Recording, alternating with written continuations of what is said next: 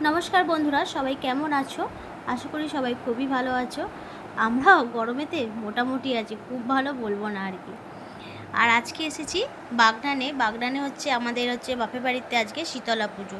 তাই মা বলেছিল যে চলে আসবে, আজকে যেমন শীতলা পুজো আছে, আর মানে দেখে যাবি। আর এসেছি তো বটেই, কিন্তু আসবো কি আসবো না অনেক রকম ভাবনা চিন্তা করেই এসেছি আর কি। যা প্রচণ্ড গরম পড়েছে, আর এই শীতলা পুজোতে আমাদের যেখানে মা আছে ওখানে পজিশানটা খুবই ছোট আর কি, শর্ট জায়গা, খুব বিশাল বড় নয়। আর আমাদের গোটা গ্রামের পুজো যেহেতু, তো গোটা গ্রামের লোক এই আজকের এই দিনটাতে এই জায়গায় এসে জমা হয়। আর অত লোক যদি এক জায়গায় এসে জমা হয়ে যায়, কীরকম মুশকিল বলো তো। আর তারপর গরমটাও পড়েছে বীভৎস আর কি। তাই দোনোমনো করেই এসেছি, মানে এসেছি তো দুপুরবেলা এসে ওখানে খাওয়া দাওয়া করলাম করে, আর এসেছি তখন 5টা বাজে, তখন এসেছি। ধুনো পোড়া প্রায় হয়ে গেছে আমাদের এখানে। মা শীতলা পুজো যে এখানে ধুনো পোড়া হয়, ধুনো পোড়াটাই মেন আকর্ষণ। কিন্তু আমরা যখন এলাম, এসে দেখলাম যে ধুনো পোড়া প্রায় শেষের পথে, এবার সব পুষ্পাঞ্জলি দিচ্ছে আর কি। একটু ইচ্ছা করে দেরি করে এলাম, কারণ যখন রোদ উঠেছিল তখনটাই ধুনো পোড়াটা শুরু হয়েছে।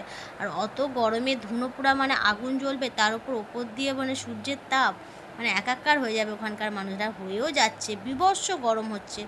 আর এসে যা দরদর করে ঘেমে যাচ্ছে, মানে মনে হচ্ছে কেন এলাম, মানে দম বন্ধ হয়ে যাওয়ার মতো অবস্থা।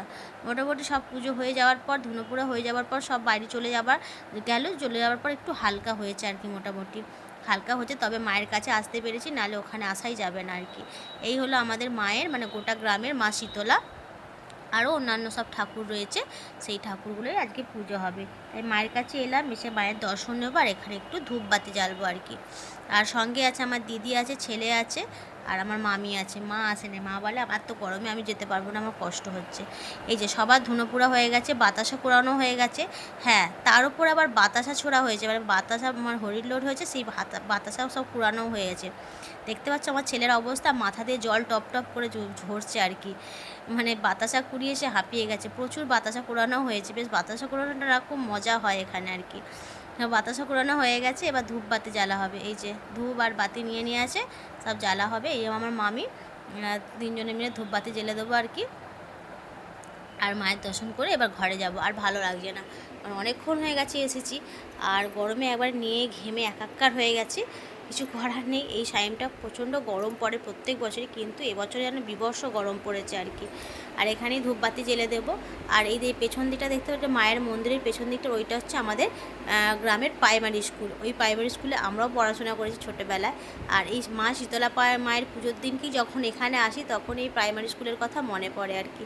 ছোটোবেলায় আমরা এই প্রাইমারি স্কুলে পড়াশোনা করেছি, কত স্মৃতি আছে এই মন্দিরে, সেই সবগুলি আর কি মনে পড়ে গেল হঠাৎ করে। এখন যেমন মায়ের মন্দিরকে পুরো আর কি গ্রিল দিয়ে চারিদিকে ঘিরে দিয়েছে। যখন আমরা এখানে পড়াশোনা করতাম প্রাইমারি স্কুলে, তখন মায়ের মন্দিরটা পুরোটাই ফাঁকা ছিল, মানে গোটাটাই খোলা থাকতো। আমরা মন্দিরের ওপর বসে বসে খেলতাম, ছোটাছুটি করতাম, সব কিছুই করতাম। কিন্তু এখন পুরোটাই ঘিরে দিয়েছে, কেউ আর মন্দিরের ওপর উঠতেও পারে না, আর কিছু করতে পারে না। এই হলো মায়ের মন্দির, দেখতে পাচ্ছ পুরোটাই গ্রিল দিয়ে ঘেরা। যখন আমরা ছোটোবেলায় এখানে পড়াশোনা করতে আসতাম, তখন গোটাটাই খোলা থাকতো। আর তখন মায়ের মূর্তিও ছিল না, শুধু ঘট বসিয়ে পুজো হতো আর কি তখন। আর এখন মায়ের বড় বড় মূর্তি করে দিয়েছে, সেই মূর্তিতে এখন পুজো, এখন খুব জাঁকজমক করেই পুজো হয় আর কি। আর যত দিন যায় মানুষের উন্নতি হয়, সব কিছুরই উন্নতি হয়। এই হলো আমাদের প্রাইমারি স্কুল।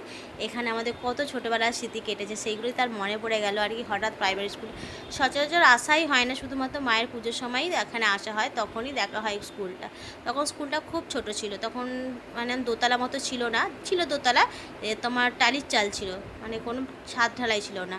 আর এখন স্কুলও বড় হয়েছে, সব কিছুই হয়েছে, আর ছেলেও বেড়েছে, মানে ছেলে মেয়েরাও অনেক বেড়ে গেছে।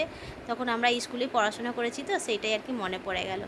যাই হোক, ওখানে ঘুরে চলে এলাম। এবার তো ছেলে দুটোকে কিছু খাওয়াতে হবে, বেরিয়েই বলছে মা কিছু কিনে দাও। তাই ফুচকা খাওয়াবো, ফুচকা, একটুখানি আইসক্রিম, একটুখানি ঘুগনি খাইয়ে নিয়ে ঘরে যাব। তোমাদের দাদা তবে কাজে গেছে, সে ফেরার পথে আমাদেরকে নিয়ে বাড়ি ফিরবে।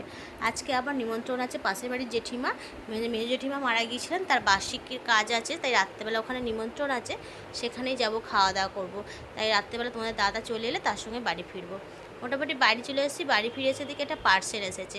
এই পার্সেলটা 2-3 দিন আগে মিশোতে অর্ডার করেছিলাম, কিন্তু পার্সেলটা যখন আসে ফোন করে বলছে দিদিভাই আপনার পার্সেল আছে। আমি বলি হাই দাদা, আমি তো বাড়িতে নেই, কী করব? বলে আমাদের যে দোকানে যে ছেলেটা থাকে তাকে বলেছি যে আমাদের দোকানে দিয়ে দেবে, আমি গিয়ে নিয়ে নেবো আর কি। তাই দোকানে সে পার্সেলটা দিয়ে চলে গেছিলো। এবং যে কোনো পার্সেল এলে না মনের মধ্যে যেন কেমন হয়, যে কখন দেখবো কখন দেখবো। তাই রাত্রেবেলা আমি তাকে বলি তুমি ঘরে যাওয়ার সময় আমার পার্সেলটা ঘরে দিয়ে যেও। তাই সে ঘরে দিয়ে চলে গেছে। পার্সেলটা আমারই একটা মানে কি বলবো, আমার একটা জামা আর কি, সেটাই অর্ডার করেছিলাম। সেটা দেখছি এবার কেমন হয়েছে, সেটাই খুলবো। আর প্রত্যেকবারের মতো আজকেও ঠিক সেই বায়না আমার ছেলের, যে আমি খুলবো, আমি কাটবো, আমি দেখবো।